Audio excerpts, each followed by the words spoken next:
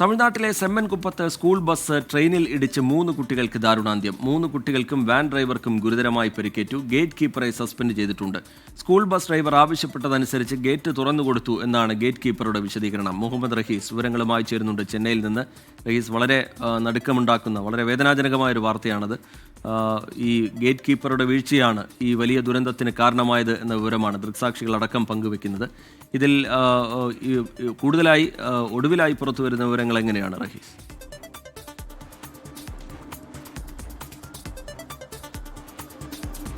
ഗുരുതരമായ വീഴ്ച കൊണ്ടുണ്ടായ ഒരു അപകടമാണ് എന്ന് തന്നെ പറയേണ്ടി വരും. രാവിലെ 7:45 ഇത്തരത്തിലൊരു അപകടം ഉണ്ടാകുന്നു. അതായത് ഇത് കടലൂരിനും അളവാക്കത്തിനും ഇടയിലുള്ള സെമ്മൻകുപ്പത്തെ 170 നമ്പർ റെയിൽവേ ഗേറ്റിലാണ് ഇത്തരത്തിലൊരു അപകടം ഉണ്ടാകുന്നത്.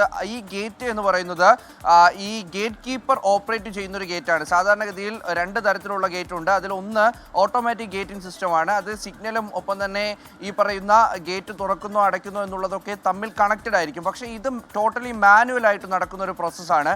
അപ്പോൾ അതുകൊണ്ട് തന്നെ ഈ ഗേറ്റ് കീപ്പറാണ് അവിടെ ഒരു ഫൈനൽ കോൾ എടുക്കേണ്ടത്. ട്രെയിൻ വരുന്നതിന് മുൻപ് ഇത്തരത്തിൽ ഈ ഒരു ഗേറ്റ് ലോക്ക് ചെയ്ത് മാറ്റേണ്ടതൊക്കെ. അപ്പോൾ ഈ റെയിൽവേ നൽകുന്ന ഒരു വിശദീകരണം എന്തെന്നാൽ ഗേറ്റ് കീപ്പർ നേരത്തെ തന്നെ ഈ ഒരു ഗേറ്റ് അടച്ചു. അതിനുശേഷം ട്രെയിൻ വരാനുള്ള സിഗ്നൽ നൽകി. ശേഷം ഈ ബസ് ഡ്രൈവർ ആവശ്യപ്പെട്ടതനുസരിച്ചാണ് ഈ ഗേറ്റ് തുറന്നു നൽകിയത് എന്ന് പറയുമ്പോൾ അതെങ്ങനെയാണ് തുറന്നു നൽകുക എന്നുള്ള ചോദ്യം തന്നെ അവിടെ ഉയരുന്നുണ്ട്. ഒരു വാഹനം, അത് ഏത് വാഹനമായിക്കോട്ടെ, അവർ ആവശ്യപ്പെടുന്നതനുസരിച്ച് ട്രെയിൻ വരുന്നതിന് മുന്നേ ഗേറ്റ് തുറന്നു നൽകാനാണെങ്കിൽ ഗേറ്റ് കീപ്പറുടെ പണി എന്താണ്, അയാൾ എന്താണ് അതിൽ നിന്ന് മനസ്സിലാക്കിയിരിക്കുന്നത് എന്നുള്ള പ്രധാന ചോദ്യം, പ്രധാന വിമർശനം റെയിൽവേക്കെതിരെ ഉയർന്നുകൊണ്ടിരിക്കുകയാണ്. ഈ ഒരു വിശദീകരണമാണ് അവർ നിലവിൽ നൽകുന്നത്. അന്വേഷണമൊക്കെ ആരംഭിച്ചിട്ടുണ്ട്. എന്തായാലും ഈ ബസ് കൃഷ്ണസ്വാമി വിദ്യാനികേതൻ CBSE സ്കൂളിന്റെ ബസ്സാണ്. രാവിലെ 8 വിദ്യാർത്ഥികൾ മാത്രമായിരുന്നു ഇതിൽ ഉണ്ടായിരുന്നു എന്ന് പറയുന്നു.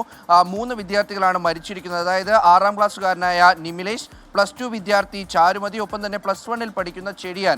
ഇതിൽ ചെടിയാനും ചാരുമതിയും സഹോദരങ്ങളാണ്. അപ്പോൾ ഒരു വീട്ടിൽ നിന്ന് 2 കുട്ടികളെയാണ് രാവിലെ അവർക്ക് നഷ്ടപ്പെട്ടിരിക്കുന്നത് രാവിലെ ഉണ്ടായ ഈ ഒരു അപകടത്തിൽ. അപ്പോൾ അങ്ങനെ 3 കുട്ടികൾ മരിക്കുന്നു, 3 പേർക്ക് പരിക്കേറ്റുന്നു. ഡ്രൈവർ അടക്കം ഇപ്പോൾ എന്തായാലും ചികിത്സയിലാണ്. ഇനി വിഷയത്തിൽ ഡ്രൈവറുടേതടക്കമുള്ള പ്രതികരണങ്ങൾ വരേണ്ടതുണ്ട്. അദ്ദേഹം ആവശ്യപ്പെട്ടിട്ടാണോ ഗേറ്റ് തുറന്നു നൽകിയത്?